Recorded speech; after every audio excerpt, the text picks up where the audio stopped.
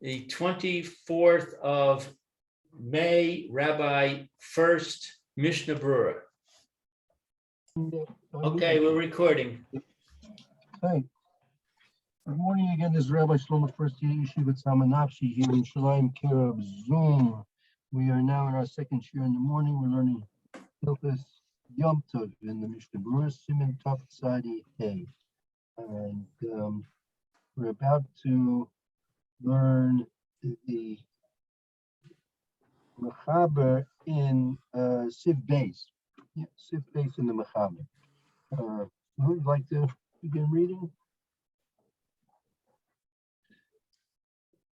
Okay, I'm just trying to find base. I see.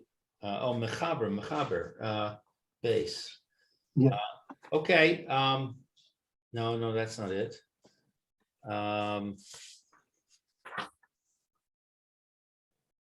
Okay, it's Ketira.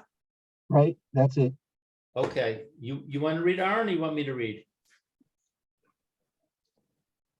No, you wait. Okay. Ketira utechina uvatsira usechita v'tzida af al Seda. v'tzeda, Right. v'tzeda af al pi shehem meleches ochel nefesh asurum chachamim. All right, so Ketzira is harvesting. Utechina is, I think these are all words for harvesting different things. Say that's grinding. Grinding, that's right. Grinding. Grinding. All right. Okay, so harvesting and grinding. Right, because harvesting is you take the wheat, cut down the wheat from the field, and then we'll talk about doing Berura, that'll be coming up later. But then you take the kernels and you have to grind the kernels. Right. Okay. And then V'tzira is harvesting grapes. Usechita is squeezing. I guess that's squeezing the grapes. Right. So it's parallels. Just like by wheat, you had to first cut it down from the field and then you would grind it. So by the grapes, you have to cut it off the vines, and then instead of doing grinding, you would do squeezing. Squeezing, right. So it parallels what the four malachas parallel each other. Right. And tzeda is to trap. Right. Af al pi, even though shehem meleches ochel nefesh, that they are work of preparing food. Asarum chachamim, the sages forbade them. Excuse me.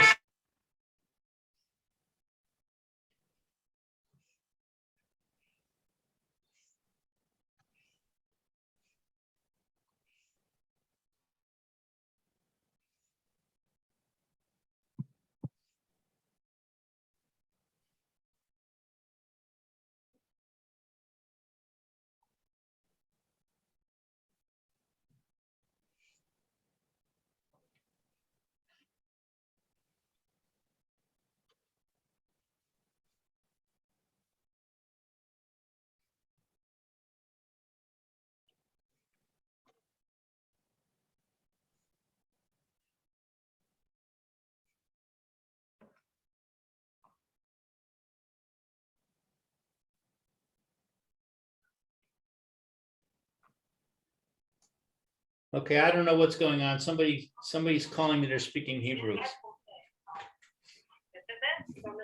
Ask them if they have a college, if they have a high school education, then they should talk English. I did, and she said okay, and then now she's talking to somebody else. Anyway, I'll continue with you. Yeah. So the Chachamim made it usher, Right. to do these things, even though they're ochel nefesh. Right. Let's see now the Mishna Berura in Sifkat and Yud Aleph. I'm just gonna hang up here. This is ridiculous. Okay, Mishna Berura. Cut and Yud Aleph. Okay, Kitsira V'kule. Okay, so that's harvesting wheat, etc. Vahu hadin disha v'arkada uchehai gav uchehai gavna usechita Wait, rotzeh. that's good. Hold on. That's so Yud Aleph, Kitsira, who are din, the same law applies to disha. That means that's things threshing it. Threshing Rakida is that's when you sift it. and sifting. And kihai gavna means Tetra? And similar cases. and similar things. So the Mishnah Berura is just telling us that this is not an exhaustive list. There's other things included in this list too. Exactly. Okay. Uschita, which is squeezing, rotzelomar, that is to say, lischot haperos, to squeeze the fruit, lahotzi mehen, to bring out from them, shamnan v'yenan, oil and wine. Right. Because classically, squeezing would be done classically for olives and for grapes. You get oil and Right. wine. To bring out the liquids. That's right. So when I translated the tzira as harvesting grapes, should I also say grapes and olives? No, Batsir is actually, but Batsir is really referring to the grape, right? But because olives are probably not mentioned because the olive harvest takes place usually after the major holidays, meaning wheat is harvested this time of year, Pesach time and Shavuos, so it's very common that you'd be possibly harvesting and grinding wheat during Pesach or Shavuos, and to that extent also by Sukkot as well. And same with grapes are usually harvested in Elul, and so the work would be done around Rosh Hashanah and Sukkot time. But olives won't necessarily ripen. Okay, sorry I'm late. Yeah.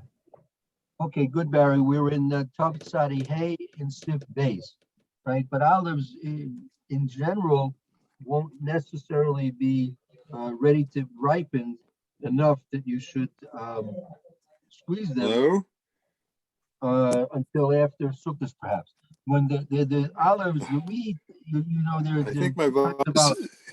Oh, okay. two kinds of olive. You have the black olives and the green olives. They all start out green. And how do they get black? That's the ripening. They turn black when they're ripened on the tree. And that's when it's when they turn black and soft. So you take those and squeeze those, and then you'll get the oil from the olives. So most classically, you'd be concerned with the wheat and the grapes, because you to get oil you need too many. It would be a ridiculous effort for you to try and get enough oil out of enough olives. You'd need a barrel full of olives to try and get enough sufficient oil that you need for either cooking or lighting or whatever you want to use. So it's probably not mentioned because it's not the common case. Okay. So in other words, it's usher to to squeeze these things, even though you want to drink, you want to use these oil or wine on Yom Tov. Right. The big question, which is very lamaisa, is the other things that does come up very commonly in a normal Jewish house on any of the given yontifs. Is, let's say you want to squeeze lemons, oranges, grapefruits, or other things like that. We'll be getting into those questions. That's a very common question, whether you can do that. Right. Right. That makes sense, because that's not such a big undertaking, like with a barrel of grapes. Right. You're not really interested in filling up your bathtub on Yom Tov and filling it with 5 or 6 kilos of grapes. Right. Plus, with grapes, you don't have to just squeeze them. You've got to ferment the grape juice to make it into wine. That's a big deal, I would think, right? No, it's all big deal, right? But grape juice you could get nice fresh grape juice. Right. But would that be the word yenon? Is that apply to grape juice also, or just to wine? Yenon could be referred generically as like the juice of the grape. Okay. Okay, so asarum chachamim, the sages forbade demin haTorah kol malacha shehu b'ochel nefesh mutar. What is demin? It's from the Torah. From. That from the Torah, all work that is for preparing food is permitted. Ella chachamim asru, but the sages forbade divarim shehem avodah rabbah, that it's a lot of work. Kigon hane, like, for example, these things. She ha'adam ragil liktzor sedehu, that it's normal for a person. What is liktzor? That's to harvest. To harvest the field.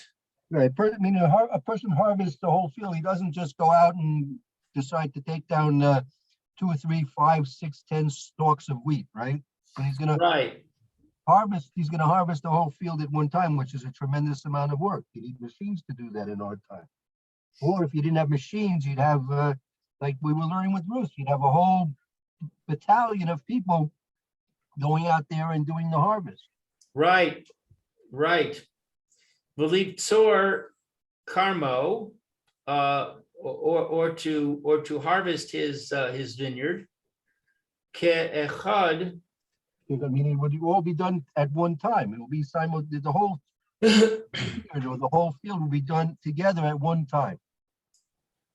V'lid roch kol anavav ke'echad.